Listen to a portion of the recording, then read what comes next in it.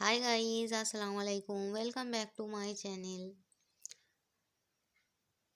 এবার এটাকে কি বলবো, চলে এসেছি ভাসুরপুর বিয়ের ক্ষীর নিয়ে। জানো বন্ধুরা, তোমাদের সঙ্গে একটা কথা শেয়ার করতে এলাম। তোমরা কারোর লাইফে কতটা ইম্পর্টেন্ট বা কতটা ভালোবাসার মানুষ হতে পেরেছো কখন জানতে পারবে জানো? যখন এই এক বাটির জায়গায় এরকম 3 বাটি ক্ষীর পরপর দিয়ে যাবে, তখন সবার জন্য এক বাটি, আর তোমাকে যদি এইরকম 3টে করে কেউ ক্ষীর দিয়ে যায়, তখন জানবে যে না, তার লাইফে তুমি ইম্পর্ট্যান্ট। বুঝেছো? ক্যামেরাটা এই জন্যেই ধরলাম, তার কারণ এই অক্ষরটা হচ্ছে আমার খুব খুব খুব খুব ফেভারিট একটা অ্যালফাবেট। তার কারণ আমার হাজবেন্ডের নেমের ফার্স্ট অ্যালফাবেট ইজ এইচ।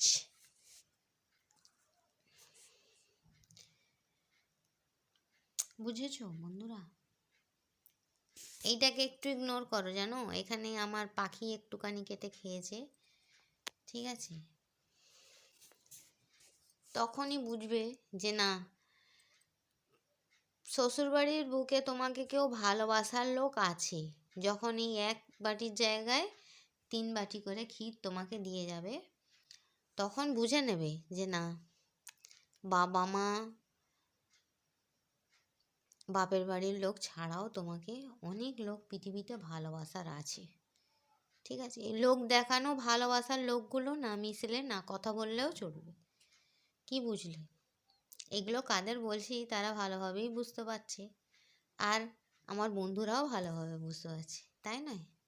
তো চলো, তোমরা একটু তাদের জন্য দোয়া করো, ঠিক আছে? তাদের যেন বিবাহিত জীবন সুখের হোক।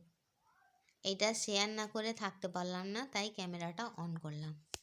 ভালো লাগলে লাইক করো, কমেন্ট করো, শেয়ার করো, আর সাবস্ক্রাইব করতে ভুলো না কিন্তু। Thanks for watching. আর হ্যাঁ, কে কে আমার ভাসুরপুর বিয়ের ক্ষীর খাবে চলে এসো।